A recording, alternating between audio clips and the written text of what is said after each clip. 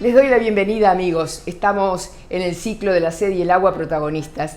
Vamos a compartir un almuerzo, una entrevista muy especial, íntima, pero también con muchos elementos que tienen estas figuras, que en el día de hoy es el presidente de Zona América.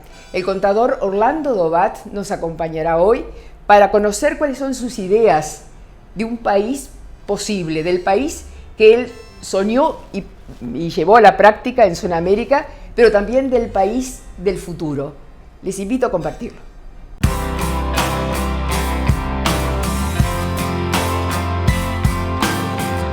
Orlando Dobat comienza en 1970 a trabajar en el estudio del contador Mario Mariño de Uruguay, con la responsabilidad de hacer auditoría a laboratorios Promeco de México. Yo empecé a trabajar siendo estudiante y siendo estudiante yo ya empecé a viajar y a ser de auditor en empresas internacionales. Ya por los años 85 se me ofrece la posibilidad de irme a Alemania y quedarme como funcionario de Boehringer. En 1975, Promeco es comprado por Boehringer. A partir del 76, lo trasladan a México y allí se dedica a reorganizar la empresa que pertenecía a Promeco de Argentina y debía adaptar sus sistemas a los criterios alemanes. La vida a uno le va ofreciendo oportunidades y uno las toma o no. Entonces, ¿por qué tomamos esta oportunidad y no otra? Claro. Y hubiera sido una vida completamente diferente. Yo no me olvido cuando yo con mi señora nos ofrecieron, estábamos los dos todavía sin hijos, en México,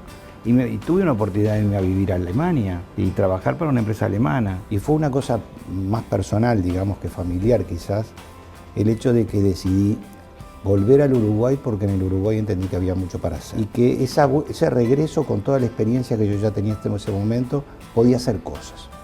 No sabía qué. Y mi padre me mandaba una carta diciéndome, mirá, tenés que pensarlo bien porque acá las cosas no están fáciles y cuando vuelvas yo no te voy a poder asegurar nada. Bueno, y tomé la decisión de volver y de abrirme camino en el Uruguay cuando era más fácil en otro lado. Entonces a uno lo tira, el terruño lo tira sin lugar a dudas, toma una serie de opciones que muchas veces nos preguntamos qué hubiera sido de mí si hubiera tomado tal otro camino, ¿no? En el 83 se inicia Costa Oriental Sociedad Anónima, como extensión del estudio Dobat Carriquiri, una operación en la zona franca de Colonia en Uruguay, que atiende actividades logísticas y se orienta hacia soluciones para compañías farmacéuticas. En el 85-87 colabora con el gobierno del presidente Julio María Sanguinetti en la redacción de una nueva ley de zonas francas. Fue una ley muy creativa que luego fue imitada por muchos países de la región y del mundo. En el 90 funda junto al contador Daniel Carriquiri la primera zona franca privada de Uruguay, Zona Franca de Montevideo, más adelante llamada Zona América. Yo cuando arranco de empresario arranco a los 45 años. Si hoy me mira un joven dice, pero este ya era un viejo que se tendría que haber estado jubilando. A veces analizo por qué a los 45 años se me ocurrió hacer Zona América. Explicar una fórmula de cómo se genera una idea y explicar una fórmula de que por qué una persona tiene pasión por esa idea es porque se dan una infinidad enorme de circunstancias diversas. Y surge la necesidad de decir, bueno, ¿por qué no lo hacemos?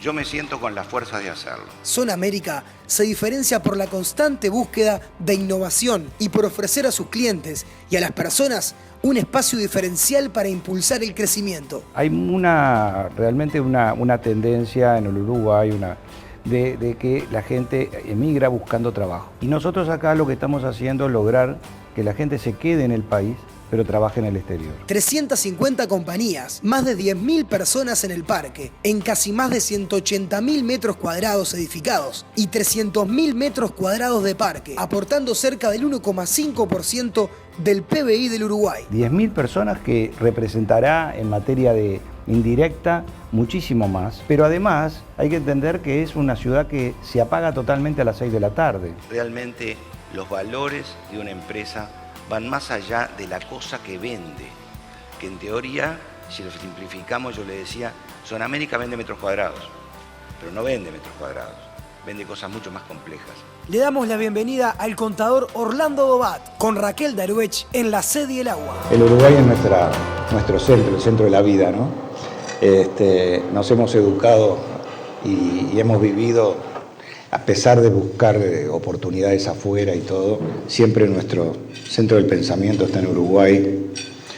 Nosotros tratamos siempre de comparar, ver, mirar afuera, pero el Uruguay ha evolucionado como también han evolucionado el resto del mundo en los últimos 20 años, ¿no? Por decir 20 años. O sea, el Uruguay es distinto, sí es distinto en los últimos 20 años cambió, pero cambió todo el mundo entero. Creo que Uruguay cambió en algún aspecto menos que otros. No sé, digo, si vamos a Centroamérica, si vamos a Panamá, si vamos a Miami mismo, o si vamos a China, nos hemos encontrado con cambios muchísimo más importantes que el que ha sufrido Uruguay. Somos una sociedad mucho más conservadora, todos nuestros digamos, políticos y todo el pensamiento va a mirar atrás y pensar en el Uruguay de antes en vez de pensar en el Uruguay del futuro. Cuesta eso. Claro, ¿cómo cuesta eso a todo nivel, ¿no? Pensar el futuro, aunque Einstein decía, no pienso demasiado en el futuro porque viene tan rápido, pero de cualquier manera, el que no tiene sueños, y eso de pronto es proyectarse y mirar el futuro, tampoco puede realizar.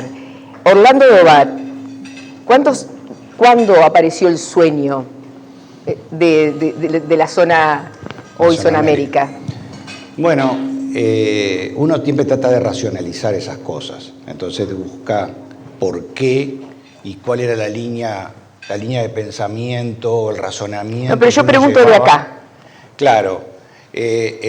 ¿Cuándo sentiste esa vibración, esa inspiración? Yo hablo de la inspiración. Siempre tuve un sueño, ¿no? ¿Sí? Yo creo que todos tenemos que tener un sueño. Si no tenemos un sueño, no. Un sueño en el sentido de un objetivo, algo grande, pensarlo de arriba, pensarlo con amplitud, pensarlo con ambición. Y eso lo tenemos que tener todos. Ahora, a veces algunos somos más locos que otros y nos tiramos a hacer cosas que todo el mundo racionalmente uno le dice, no, acá no podés, acá no se puede hacer eso. Y sin embargo se podía hacer eso. Y la demostración está, ¿no? El 68 fue muy importante para ti. 68, para muchos de los que estamos acá fue también muy importante, fue un quiebre de muchas cosas. El Uruguay estaba entrando en un periodo muy duro, había protestas, tú eras universitario. ¿Cómo viviste aquello de estar en una facultad enfrentándote con la policía o con los militares? Bueno, tuve algunas ocasiones de vivir eso, pero yo no era un manifestante activo en ese tipo de cosas, en ese tipo digamos, el Uruguay vivía sí un momento de mucha protesta, pero era por una reforma de la universidad que empezó todo con ese tema. O sea que no eran razones de tipo político. Después se van mezclando las cosas, ¿no? Y la izquierda toma una posición, entonces los otros tienen que tomar otra posición y finalmente no se sabe de qué se está discutiendo. Pero acordate que es muy del Uruguay esto. Pero no era solo Uruguay, estuvo el 68 en México, con manifestaciones estudiantiles y muertes, el Mayo francés. Sí, por supuesto. Perfecto. Pero yo lo que estoy diciendo es, si buscamos la causa efectiva, los estudiantes salían a la calle por otro motivo. No salían por los mismos motivos que estaban protestando los franceses o los mexicanos. Los uruguayos buscaban otro motivo, pero había como una ansiedad de protestar, ¿sí?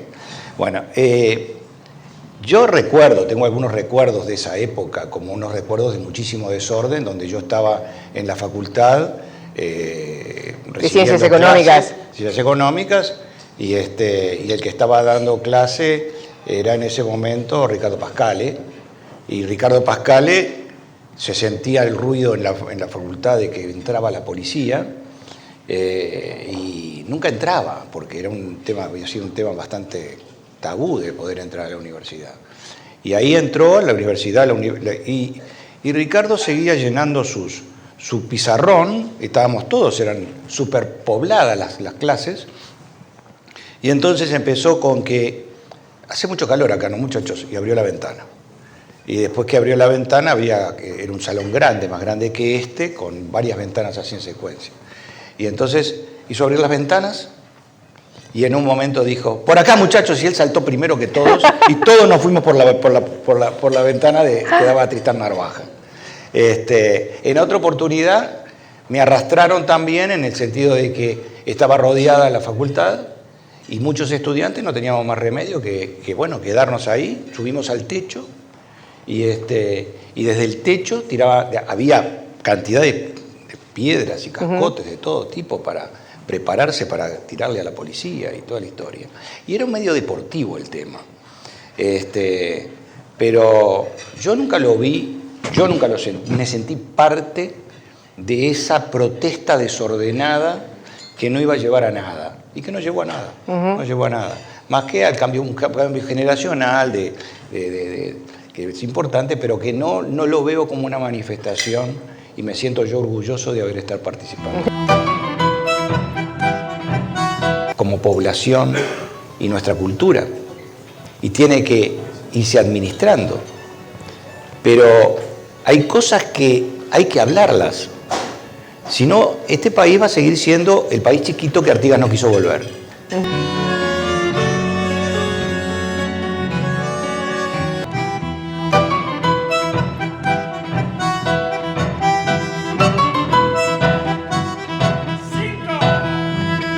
¿Qué recuerdo tenés de la escuela pública?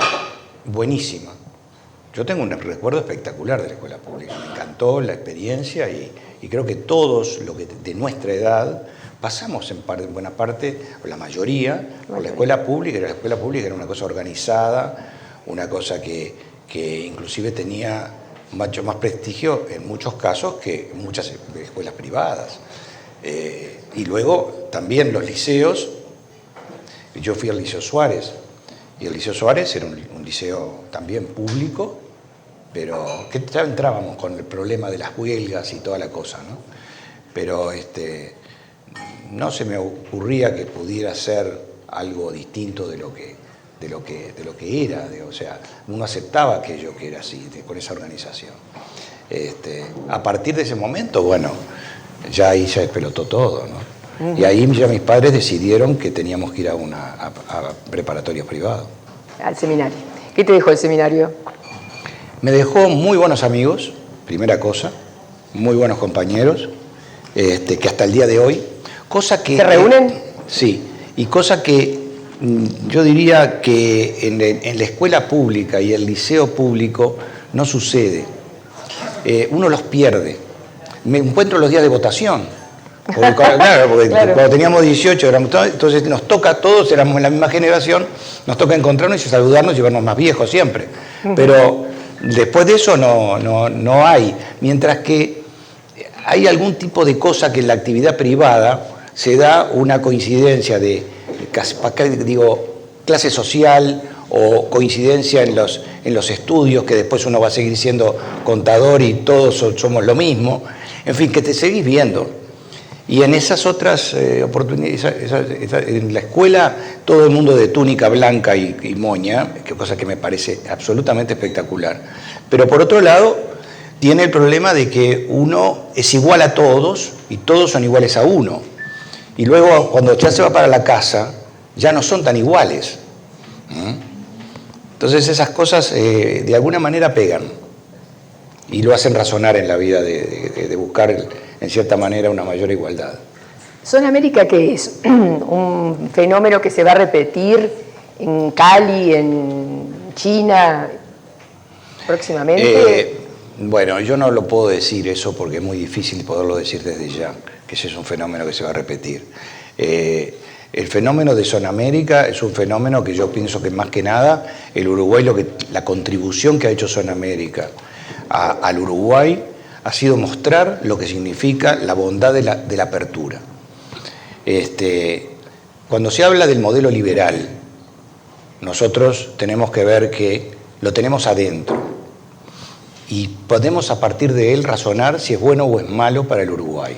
Porque se habla mucho en teoría, permanentemente se está discutiendo alrededor de todos estos temas. Pero cuando uno habla de que el Uruguay hay que abrirlo, que hay que abrirlo totalmente, que hay que permitir la entrada de capitales, la salida, la inmigración. Eso es un país abierto. En ese caso, el régimen y lo que hizo Zona América fue aplicar exactamente lo que la ley permitía y hacer una pequeña experiencia, un proyecto que muestra el Uruguay abierto. ¿Cuánto factura aproximadamente Zona América? No importa mucho, y lo voy a decir, pero quiero aclarar antes, no importa mucho cuánto factura la empresa explotadora de Zona Franca, como se llama en la ley, que es simplemente alquileres y servicios, que no son pocos, pero que es la base de que todo eso funcione. Lo que importante que factura son las empresas que están adentro, y eso yo mucho no lo sé. Se informa el PBI de la contribución. Zona América factura $50 millones por año en toda esa estructura que tiene. Y se aporta a rentas generales $4 millones más o menos por año. Se aporta lo que aporta, más diría yo, más por una razón, no más que eso, más que lo que aporta una empresa normalmente instalada en el país. ¿Por qué? Porque aportamos renta, patrimonio, seguridad social, absolutamente todo. Zona América estoy hablando, no las empresas clientas que están adentro operando. Y además pagamos un fee, una tasa, un canon sobre toda la facturación nuestra adicional por la concesión de Zona Franca. Por eso digo que pagamos más que una empresa que normalmente está constituida en el Uruguay. Lo que hacemos es administrar un régimen y en beneficio de él tratar de atraer compañías que se incorporen y que nuestro negocio particularmente será uno, pero el del Uruguay es mayor, que es el generar empleo, que es el de crear inversión y traer innovaciones y muchos cambios que son muy positivos para el país. ¿Qué recuerdo te viene así rápido a la memoria de la niñez de tus hijos? ¿Estabas presente o era Carmen la...? No, era más bien Carmen, sí. Sí. ¿Todo cayó sobre ella? No, pero yo siempre fui muy concentrado en mi trabajo y si bien además de viajar tenía que estar aquí y por supuesto compartíamos decisiones importantes como la de, por ejemplo, a qué colegio tenían que ir los chicos o lo que fuere, pero en la diaria la que tenía que poner el hombro era mi mujer. Así que nunca le preparaste el café con leche a uno de tus hijos. No creo que no, ellos capaz que lo dicen que sí. Así que no me acuerdo, pero sí, por supuesto que ayudaba en eso y a darle de comer a uno o a otro. Pero eso cuando son chicos, pero ya después hay que ayudar desde los deberes y en adelante, ¿no? Esta valoración que haces hoy de la economía y lo que Zona América es, con respecto al Uruguay, inserto en el Mercosur. Yo lo que pienso con respecto al Uruguay es que la gran pregunta es ¿qué país queremos que no empiece? No. Hay veces que uno se siente ahogado y totalmente preocupado y la información lo abruma sobre temas de detalles, de lo que pasa todos los días. Es que los periodistas están obligados a informar una novedad de hoy y levantar la mira y mirar el país en su conjunto, en las grandes líneas y lo que nosotros estamos pudiendo hacer por él. Yo pienso que ahí es una discusión que el Uruguay se debe. Y más después de haber pasado tantos modelos distintos, económicos y de gobierno, que nosotros tenemos que volver a analizar qué país y hacia dónde vamos, qué país queremos y hacia dónde vamos. Y ese es un tema que hay que lanzar ese tema a nivel sociopolítico. Pero ese es un tema que yo no puedo ser tan atrevido como decir yo quiero lanzar ese tema, porque es un tema que me queda grande a mí, no soy un político, no represento. No te llevas muy bien con los políticos, ¿no?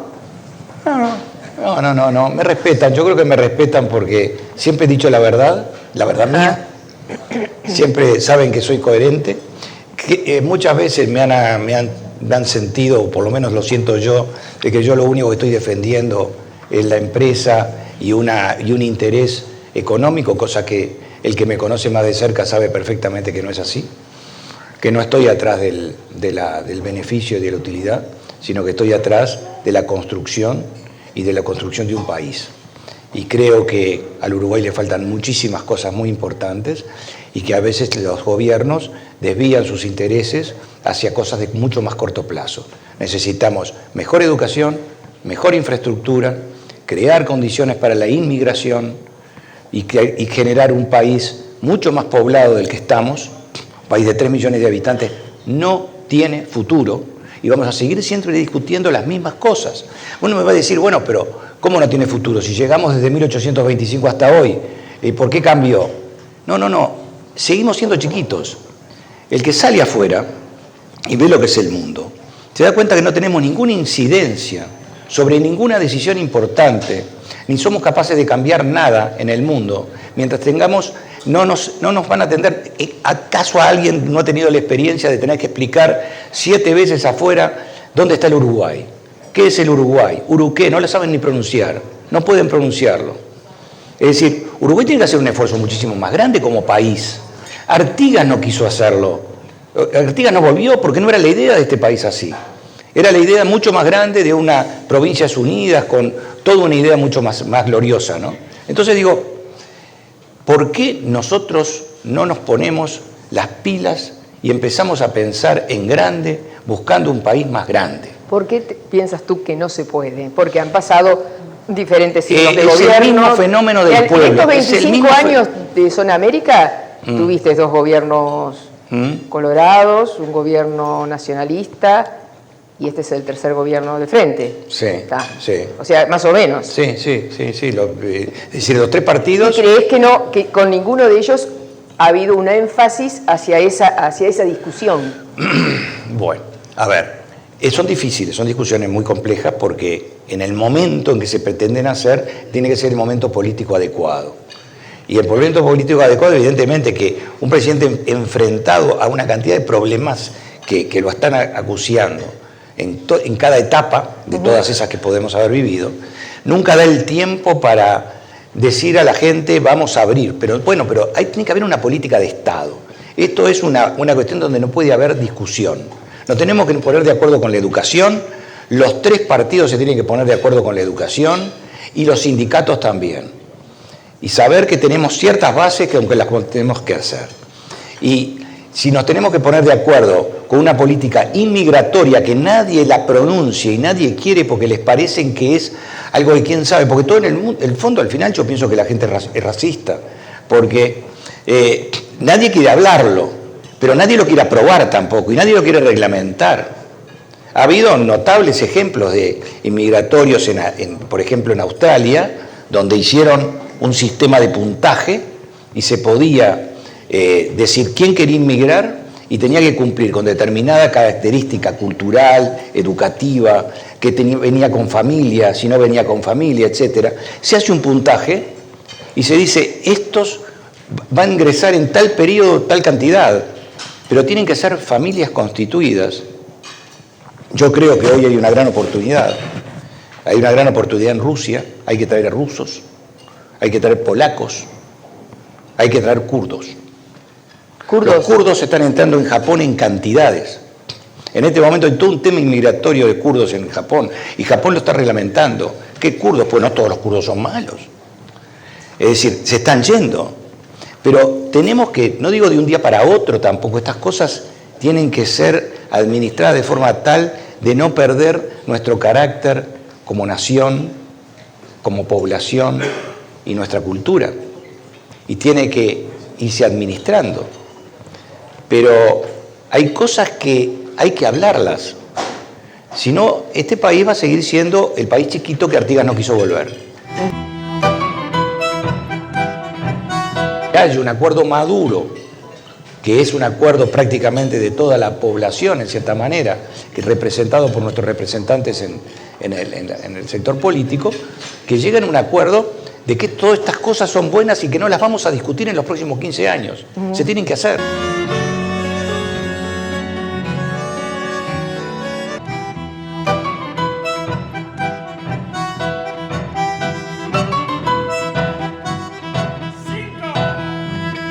Entonces el Mercosur, no voy a hacer uno más que diga que es un Nosotros fracaso. no podemos quedar aislados, ¿verdad? No podemos quedarnos aislados. El Mercosur hoy hay una gran oportunidad en el sentido de podernos ir, porque realmente el Mercosur no sirve para nada. Sin embargo, hay riesgo, ¿sí?, que el Mercosur sobreviva a pesar de todos los problemas que hay y que nosotros vamos a quedar fuera del sistema arancelario argentino y brasileño, lo cual es un tema que hay que estudiarlo muy profundamente. Pero hay que tener la voluntad política de estudiarlo. Por ahora, la voluntad política siempre ha sido, tenemos que permanecer en el Mercosur. Y mientras ello sea así, no va a haber un Brexit. ¿Y Uruguay está en condiciones de hacer un Brexit? Porque hay que darse cuenta de que tenemos que, a partir de ese momento, tenemos que hacer un enorme esfuerzo en buscar mercados en el exterior, ser libres como un ave y salir, y tenemos fuerza, tenemos la fuerza política, tenemos los hombres, tenemos los líderes para hacer eso. Es más fácil quedarse con la que está. Y eso es lo que nos tiene que obligar a pensar, pero que evidentemente vamos a hacer, yo creo que vamos a hacer cola de ratón si seguimos así con el Mercosur, porque el Mercosur es un ratón, el chiquito, porque no logra hacer acuerdo con nadie, y nosotros somos lo más chiquito dentro de ello. Nunca cabeza de león. Y cabeza de león sería lo ideal, pero para ser cabeza de león, esos son países muy grandes. Ni siquiera toda América Latina unida va a ser cabeza de león, ¿tá? Que se lo disputan entre Estados Unidos y China, porque ni la comunidad en este momento es cabeza de león, ¿tá? Entonces pero aislados inclusive de la región, como estamos quedando ahora, hay bastantes pocas posibilidades. Nuestros principales mercados están ahí, en Brasil y Argentina, por más que... No, yo no estoy de acuerdo con eso. ¿No? Yo estoy de acuerdo con que el presente, hoy, los números dan eso, que eso es otra cosa. Pero yo acabo de venir de China. El mercado chino es infinito para nosotros. ¿Cuántos uruguayos hay trabajando en China en este momento para venderle a los chinos cualquier cosa? No hay. Van a comprar. En general van a las ferias a comprar. Yo lo que digo es a vender. Por eso estoy diciendo que estamos planteándonos de que Brasil y Argentina son los únicos compradores que tenemos. Probablemente, si seguimos parados, vamos a hacer mucho más fácil venderle de al lado. Pero hay que salir a vender. Pero saldremos de la exportación primaria de productos, porque no se ha avanzado mayoritariamente porque tiene que ver con la generación de trabajo, tiene que ver con la competencia, tiene que ver con los impuestos, tiene que ver con la vida o sobrevida que pueden tener los que no estén en zona franca, que no estén exonerados, que tienen las tarifas que tienen y que tienen la competencia sin ningún tipo de protección de productos, desde la siderurgia a la lencería, qué sé yo, todo. Bueno, entonces no creo yo no creo a esta altura que podamos hacer un país industrial, porque ya incluso la industria está como en crisis y ha ido emigrando hacia China y a lugares de salarios muy bajos, y que lo que tenemos que pensar es en el diseño industrial, que es otra cosa distinta, y en la creación a través de los servicios. Entonces todo se concentra en servicios al final. Para poder hacer una comunidad de servicios se necesita tener una educación muy grande, mejorar indudablemente la educación promedio, y países que han logrado eso lo han logrado fundamentalmente no con la educación terciaria, lo han logrado con la educación primaria y secundaria. Pongamos el ejemplo de Finlandia. Bueno, el ejemplo de Finlandia puede ser uno. También está el ejemplo de Singapur o también de Hong Kong, que son países que se pueden comparar, o Nueva Zelanda. Y son todos países en los cuales se han desarrollado por diferentes motivos, ¿no? Pero son desarrollados. Pero estamos hablando de la educación. Estamos hablando de la educación. Claro. ¿Qué se hizo en esos países para ser desarrollados? Fundamentalmente en eso, de lo que he estado viendo, porque yo no soy ningún experto en el tema, pero en los países del Asia desarrollados se está trabajando muy interesantemente con el tema de lo que le llaman paso a paso, o step by step, que es ir cumpliendo etapas en primaria, donde les van incorporando habilidades una atrás de otra, y ya pensando en la actividad real, la actividad que van a desempeñar como elementos útiles en la sociedad. Ya desde el niño, en segundo año, ya les están enseñando inglés, ya les están enseñando matemáticas, les están dando las bases más importantes. Si tienen las bases y el individuo se puede desarrollar, inmediatamente le dan la cultura, que yo podría decir la cultura inútil.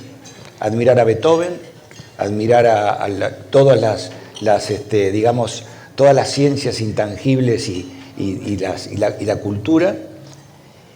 Y eso se está demostrando de que a través de eso, de la literatura, de la música, se está logrando un avance notable en las habilidades de la población. Terreno, que se convierte en Zona América. ¿Cómo hiciste para levantar los primeros ladrillos?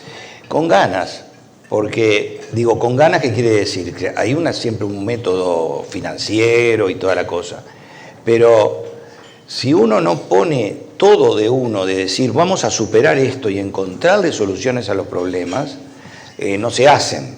Entonces, ¿cómo lo hice? Y bueno, me encontré con que, a ver, las anécdotas están en algunos lados y lo podrían haber visto, pero yo siempre lo digo y lo repito. Hablamos con unos curas que estaban ahí en la zona, en la zona donde estamos nosotros, que son los padres salesianos, y a ellos les dijimos, mirá, ¿cuánto vale este pedazo de tierra? Y vale $200.000. Bueno, nosotros no tenemos $200.000, tenemos $10.000, pero los conseguimos si esto se declara zona franca. Entonces, si ustedes quieren, nosotros vamos y vamos. O sea, yo les pongo los $10.000 y los perdemos los $10.000. Con eso empezamos.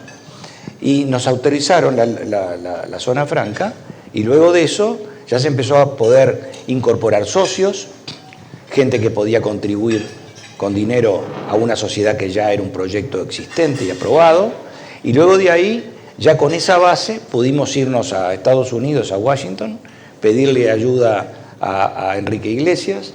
En el BID, o la Corporación Financiera Internacional, Corporación Interamericana de Inversiones, nos dio el apoyo, entró como socio, usamos esa herramienta enorme que era poder estar amparados o respaldados por un organismo internacional, lo cual nos permitía frente a los bancos plantear nuestros pedidos de más ayuda, y ahí se empezó a construir. Y la idea venía de muchas cosas que hemos visto a lo largo de la vida, hasta ese momento, y que creíamos que se podía hacer. Y fundamentalmente es infraestructura. Las empresas no van a venir al Uruguay si no hay una infraestructura confiable, una infraestructura desarrollada. Y esa es la línea con la cual uno tiene que tratar de manejarse, ¿no? Mejorar la infraestructura, mejorar la educación era un tema. Mejorar la infraestructura es el otro tema. Hay cosas que se pueden ir haciendo. Yo comprendo que todo es dinero, todo es endeudamiento, pero todo no lo podemos mirar sobre la lupa del presente. Y tenemos que explicarle a la población que hay que endeudarse, porque es la única manera. Lo hace la empresa, lo hace el Estado. Se endeuda. Y también está la herramienta que hemos desarrollado y se ha desarrollado este gobierno, que es la herramienta de poder hacer los acuerdos privados, público-privados. Con acuerdos públicos-privados es posible pensar, pero hay que tener un plan para poder saber qué queremos hacer. ¿Cómo lo llamarías? ¿Un plan maestro? Un plan maestro depende para qué cosa, porque la infraestructura puede ser para carreteras, puede ser para vías férreas, o puede ser para la ciudad de Montevideo, o para la zona metropolitana, o más allá. Pero tenemos que ver cómo disponer de algo que yo sigo insistiendo con el acuerdo partidario, porque tiene que haber cosas que son del Estado y que demoran mucho. Entonces, el problema de las elecciones es que en 5 años yo me preparo, tengo un primer año de preparación mientras los ministros se acomodan y van viendo qué pueden hacer, y hay un último año que ya tienen que rendir cuentas porque ya vino la elección, y entonces en 3 años no se hacen las cosas importantes. Las cosas importantes se hacen en 15, en 20. ¿Y cómo hacemos eso? Nuestro sistema electoral no lo permite, salvo que haya un acuerdo maduro, que es un acuerdo prácticamente de toda la población, en cierta manera, que es representado por nuestros representantes en el sector político, que lleguen a un acuerdo de que todas estas cosas son buenas y que no las vamos a discutir en los próximos 15 años. Se tienen que hacer. Nosotros, si le tienen que explicar a una persona que llega al Uruguay, ¿cuál es el objetivo, la visión país, el modelo país que tiene el Uruguay? ¿De qué vive? ¿Cómo es el país? Se la ve en figurilla.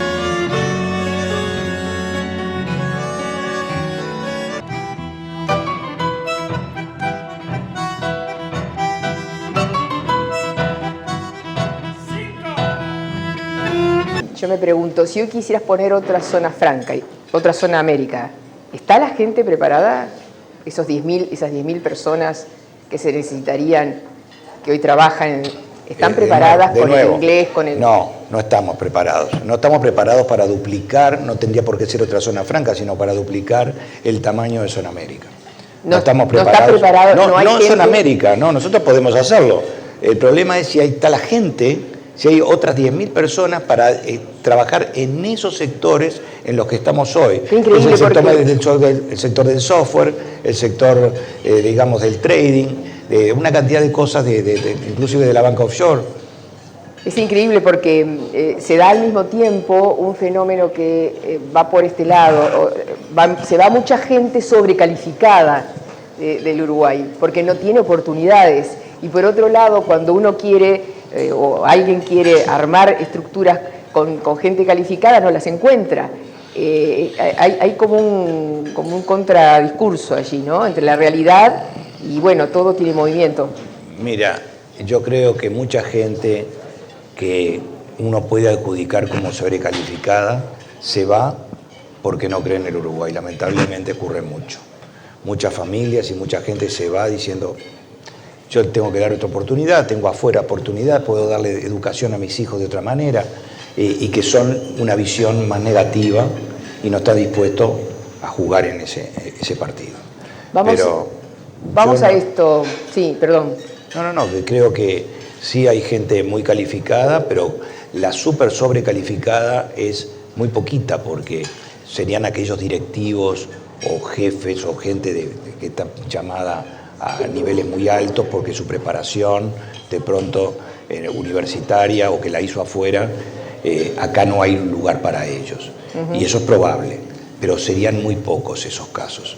Yo estoy hablando de los casos masivos que yo conozco, o masivos, que son unos cuantos miles, están en el exterior porque tomaron una decisión de vida, de irse, y tenían la preparación y podían hacerlo.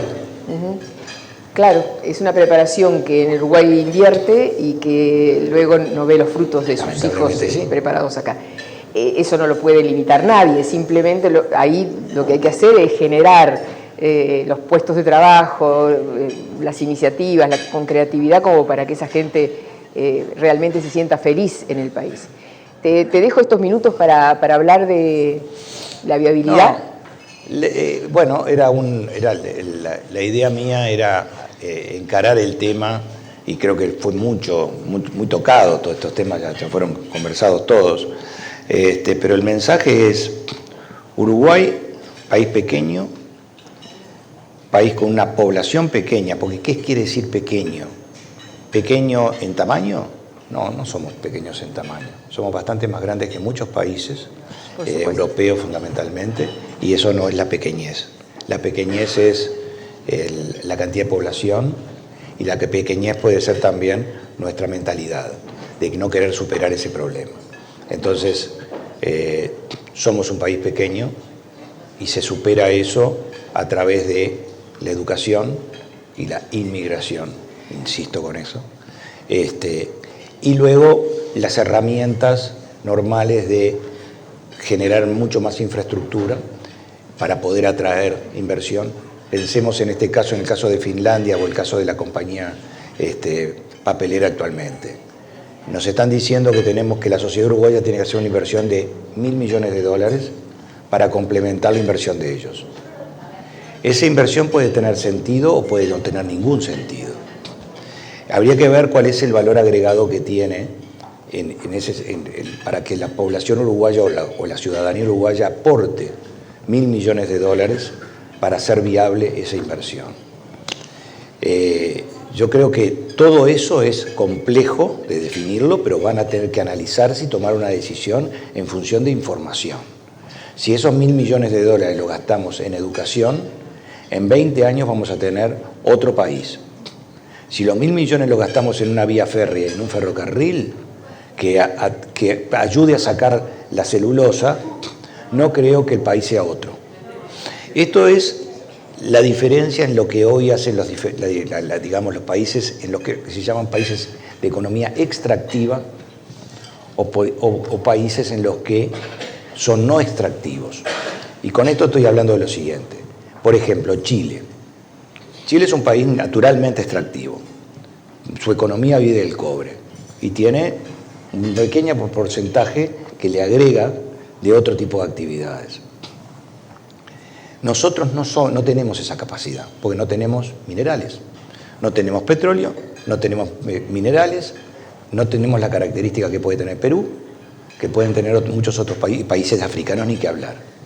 Entonces, no tenemos, y Venezuela, con su petróleo, país absolutamente extractivo, ¿sí? Entonces, ¿qué quiere decir eso? Que la ganancia el dinero que se recurre para poder desarrollar el país viene fundamentalmente de la naturaleza que se le saca y se le vende al mundo. No es el caso de lo que le llaman primario en Uruguay. Uruguay tiene mucha mano de obra incorporada. Es un concepto completamente distinto a yo no diría entonces en este caso que Uruguay tenga una economía extractiva. Es una economía, yo diría, elaborada como la que puede tener Nueva Zelanda o la que pueden tener otros países. Entonces, ¿a qué voy con esto? A que la receta que ha tenido Uruguay hasta ahora de actividad basada en el agro, esa tiene que mantenerse y tiene que sofisticarse y tiene que mejorarse la tecnología, que se ha hecho enormes esfuerzos en estos últimos años y que es notable lo que se ha hecho.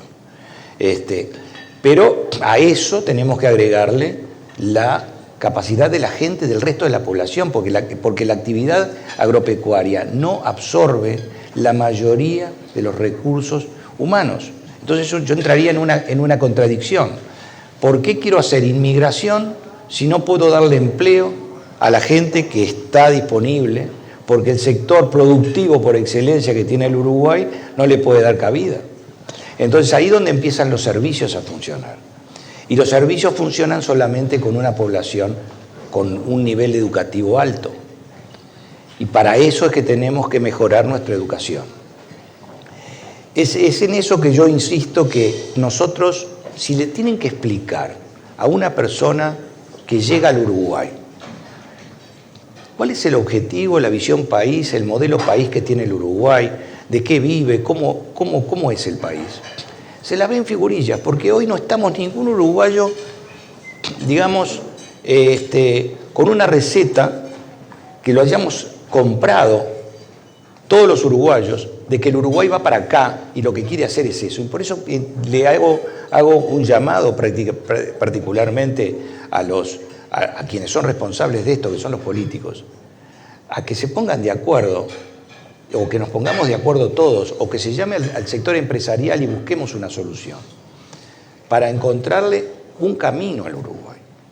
Eso es lo único que yo quiero aportar en esto. ¿De no encontrarse ese camino sería inviable? No, por una razón, porque la inviabilidad significaría un país fallido, y no lo es ni lo va a ser. O sea, los países no desaparecen. No conozco ningún país que haya desaparecido por sí solo. Desaparece por las guerras, desaparece por una acción política de división, como el caso de Checoslovaquia o lo que fuere. Pero no desaparecen los países. Entonces los países, por peor que vayan, habrá más emigración, quedará en manos de gente inescrupulosa, pero el país va a seguir existiendo. Pero no es lo que queremos. El país tiene que siempre dar un paso más hacia arriba. ¿Qué te acordás del 1950? Y que tenía pantalones cortos y que alcanzaba escarpines. Pero lo traigo a colación porque fue una época en donde pasaron muchas cosas. Bueno, entonces no me acuerdo, me lo contaron. ¿Te contaron? Me lo contaron. Tenía 5 años. A ver, pasaron muchas cosas y pasaron cosas posguerra. Pero eso es un tema que Uruguay vivió una gloria, ¿sí? Derivada de otra cosa. Entonces, cuando nosotros nos ponemos a pensar en el pasado, el mundo no va por ese camino, ¿no? Y ahí es ahí donde voy. Nosotros tenemos que construir nuestro camino y no esperar que el camino llegue por otra vía.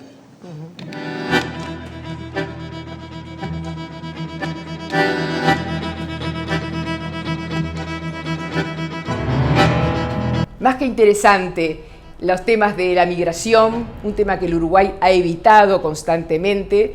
Realmente necesitamos un número y un peso específico de ciudadanos que tengan la voluntad y las ganas de venir a trabajar al Uruguay. Algunos conceptos que tienen que ver con la modernidad y con las posibilidades de futuro que tiene nuestro país. Algunas fortalezas que tenemos y algunas de las debilidades que tenemos para insertarnos en el mundo de hoy. Todo esto vino de la mano del contador Orlando Dobat, al que le agradecemos muchísimo que haya abierto de alguna forma este panorama de los hombres, protagonistas o mujeres, que organizan, crean y llevan adelante proyectos en el Uruguay y que también comparten con todos nosotros sus ideas.